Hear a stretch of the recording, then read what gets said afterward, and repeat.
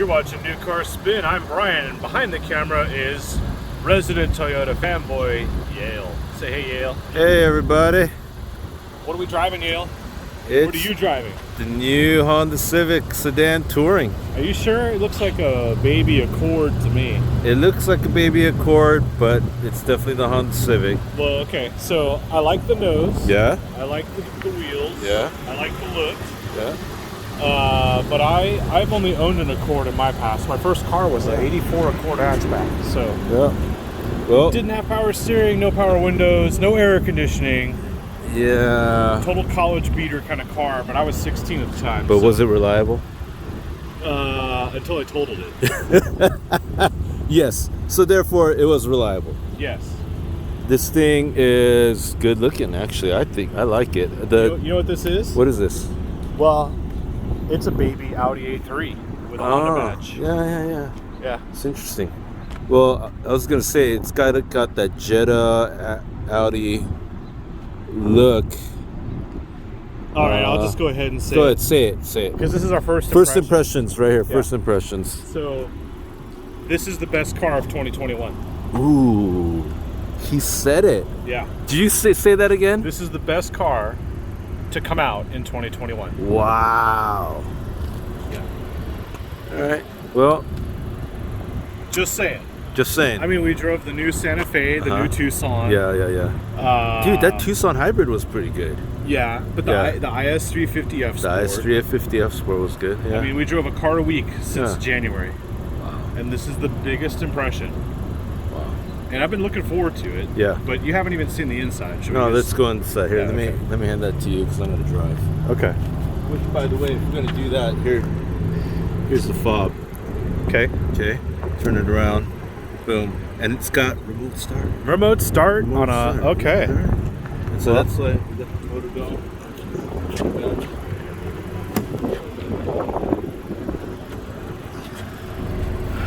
First impressions.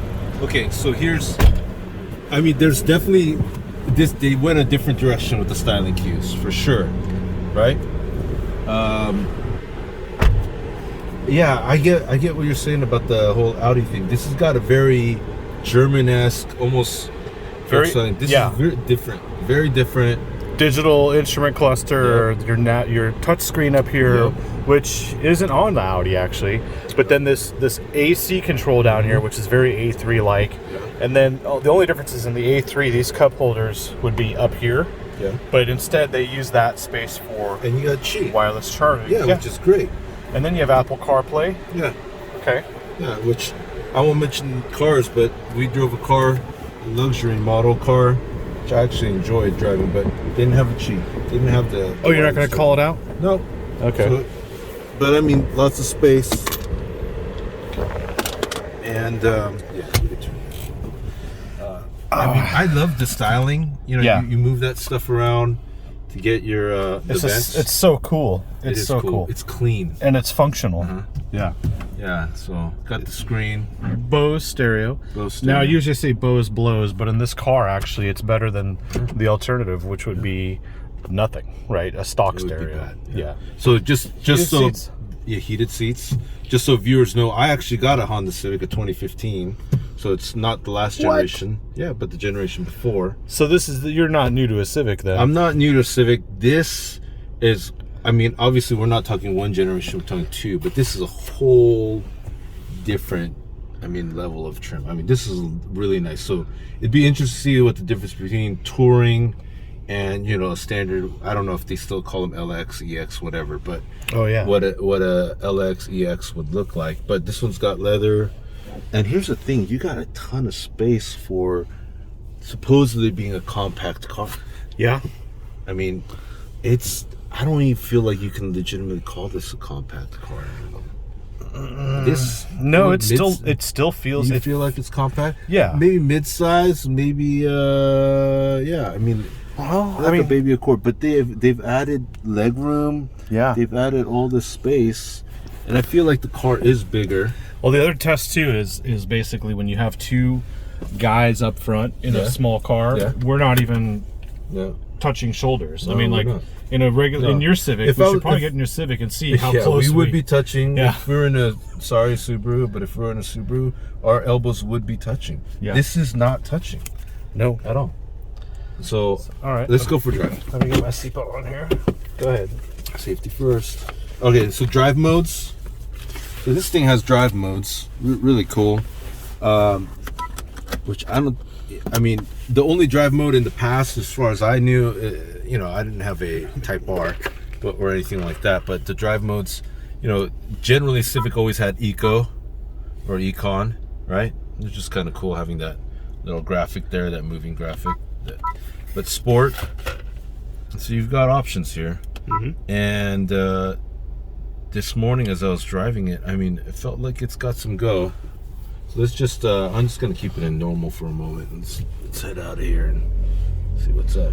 So this is the sedan, but you can actually get a hatchback version of it, which looks very much like the sedan, right? So I don't think there's a problem. You make a right. Out of my way, Tesla. Get out of the way, Alon. Hi, I'm Alon. I have some real estate. Stop. Just stop. If you've ever seen the film The Trip to Italy with Steve Coogan and Rob Brydon, you'd understand what I was going on about. But I feel like this is not what I'd expect from a Civic. Sorry, I'm gonna brake hard. This is not what I expect from a Civic. This has got a lot more. I feel like this has got a lot more performance. This feels tighter. Yeah. I don't know if it's a chassis or the suspension, because I heard the last generation they tightened up the chassis quite a bit. Some people complain. So my understanding is they might have, they added rigidity somehow. I don't know how they did it, but it doesn't feel crazy tight, but it feels good. It feels like a European car.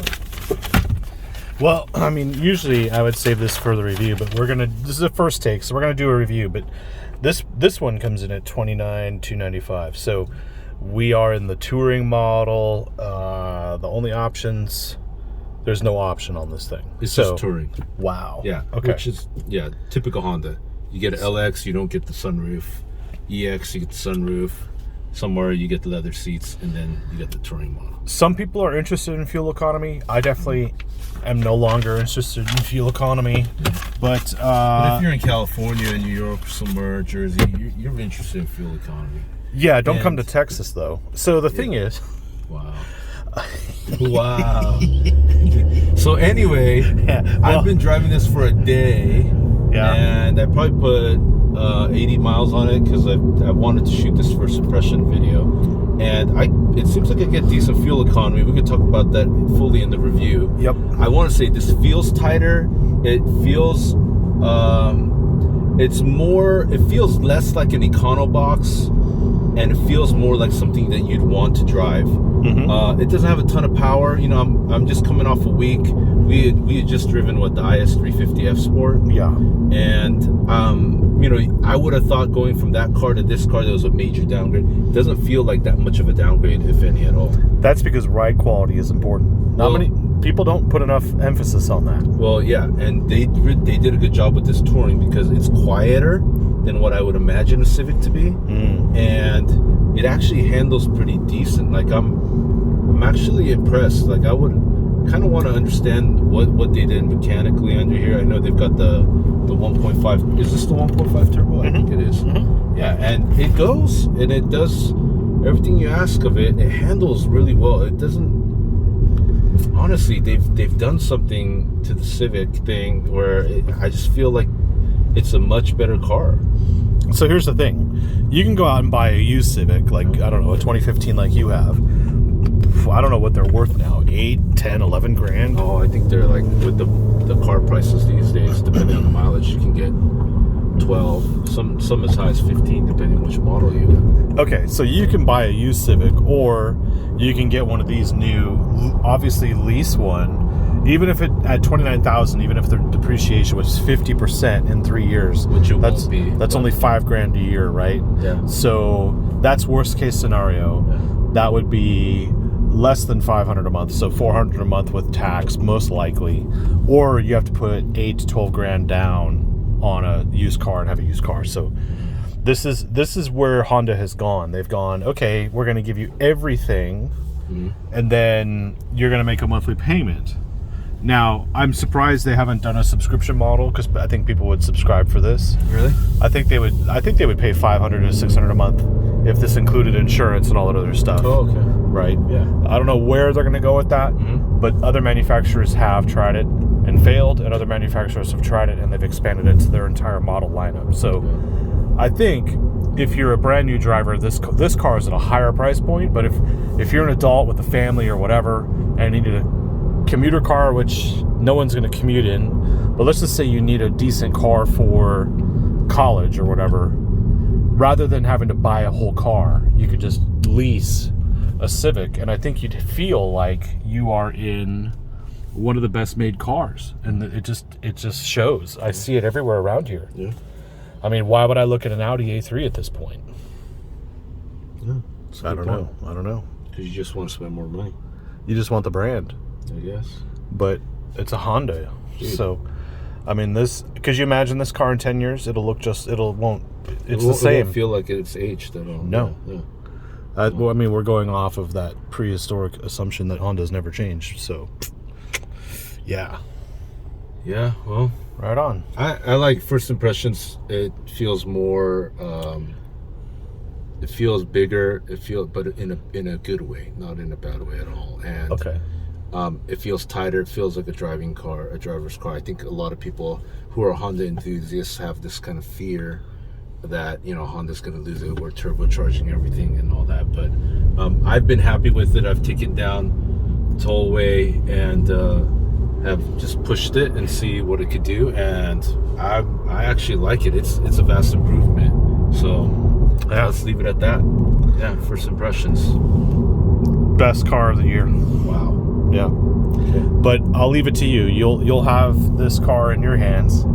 You will be enjoying it for all it's worth, and then we'll see what he says at the end of his time with the car. Yeah. Most people can drive a car for like 10-15 minutes. They have to make their driving decision based on it, and I would say, just on that first impression that we all get when we're test driving cars, this is a done deal. Yeah, I'm sold. Wow.